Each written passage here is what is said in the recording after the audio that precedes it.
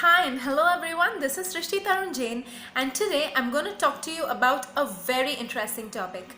I'm going to give you three major memory boosting techniques that you can use to memorize anything you want, be it any course, or even if you're schooling or if you're in college, you can definitely use all of these techniques. I'm going to give you top three and I'm going to make two more videos on memory boosting techniques, so make sure you are subscribed to my channel. If you haven't already subscribed, click on the subscribe button now to never miss an update on my channel.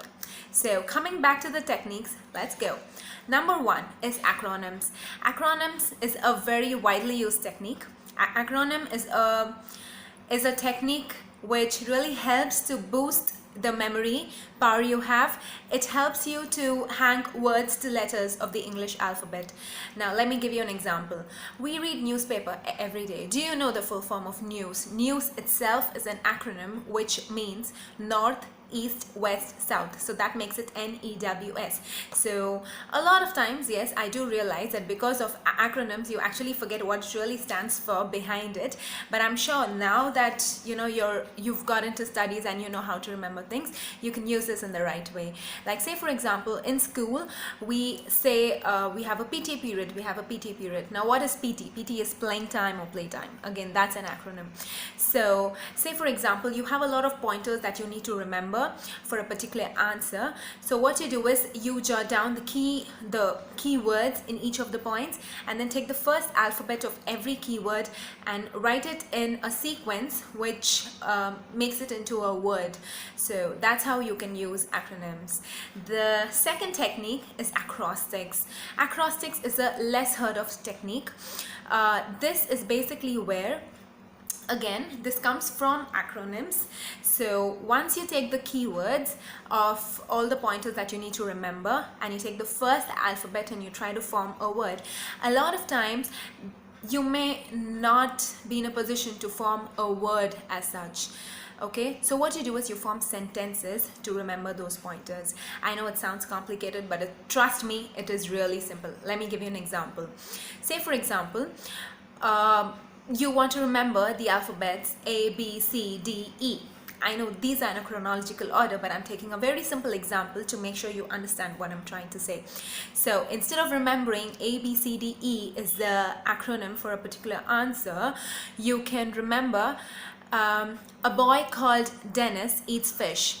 So the first alphabet of every word that I told you is can be taken, and then the keywords can be extracted from those alphabets. So A, B, boy, C, called, D, Dennis, E, eats, F, fish. So that's how you remember A, B, C, D, E. So a lot of them, like, see, humans are unique in their own way, and a lot of us can remember acronyms, a lot of us cannot remember acronyms. So you can use the acrostics technique, which is amazing. Now people who are into music, I'm sure you'll be able to understand the next example what I'm going to give for acrostics.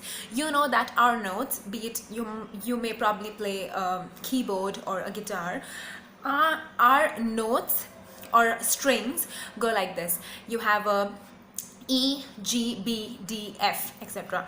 So how I would remember it, or how my teacher taught me to remember it, is every good boy does fine. So the first alphabet of every word is the notes in that particular order. So it really made my life easy when I was learning my instrument. So yeah, you can use this to studies as well. This is an amazing technique. The third technique is a mental picture technique. Now mental picture technique is for people who can visualize well, or even if you cannot, I'm going to give you some tips on how to visualize, and trust me, this trick is the most amazing trick to remember, and this is what I use personally. So say for example, you ask someone how to make a sandwich, and while they're explaining that, take a loaf of bread, apply butter and then vegetables and then salt, pepper, and another loaf of bread, I'm sure there's a mental picture going on in your mind, imagining how you would do it, right? Same, that's mental picture or mental visualization. You can use this to your studies. Now For people who are not able to understand this, I'm going to give you another sub technique to remember mental pictures. It's called space. I read it somewhere and I really loved the technique. Now, mental pictures should be something like this. Okay, what does space mean? Space is a rule to make mental pictures. S stands for stupid, P stands for playing on words, A stands for action, C stands for clear, and E stands for easy. Now, what does it mean? Your mental pictures can be completely stupid. They need not really be logical, or they might not really be meaningful to the outside world. But as long as you are able to remember what you're expected to remember, you're all good. Say, for example, you find it difficult to remember the words Humpty Dumpty. Again, I'm taking a very elementary example so that you understand what I'm trying to say. So, say for example, I can't remember the words Humpty Dumpty. So what I do is, using the mental pictures technique and using the space technique, I'm going to do this. How do I do it? I imagine a camel and its hump, and I imagine a cup of tea on the camel's hump, and I imagine a cup of tea in a dump. So I have a hump and a tea, and I have a dump and a tea. So that's how I remember Humpty Dumpty. It is funny, but trust me, it makes life so much more interesting and easier. Now, stupid. So space, the S of space means stupid. So this actually is a little stupid, but it's nice. I love it. Okay, P is playing on words. How do you play on words? Like, I split Humpty into hump, H-U-M-P, hump, and T, T-E-A instead of T-Y. So I played on words so that I can imagine a cup of tea. Instead of the T-Y, I imagined a T-E-A. But make sure you don't go wrong on your spelling. Cut you. And A means action. Now, don't keep your pictures static, because this is one example I gave you. There might be a lot of things that you would have to remember. So make sure you have things in motion instead of just static pictures. Say for example, the same illustration can be such that you can imagine a camel sitting and a cup of tea on his hump, and then when he stands, the cup of tea falls into a dump. So it's called a Humpty and a Dumpty. So it's in action. You can imagine something moving. So that's A for action. C for clear. Make sure your pictures and your visualizations are clear. They're not too cluttered with a lot of things combined. You can combine a lot of situations in one single video in your mind. So yeah, if you have any doubts regarding this, you can mention in the comment section below, and I can help you help you with your visualizations. E is easy. Make it very easy.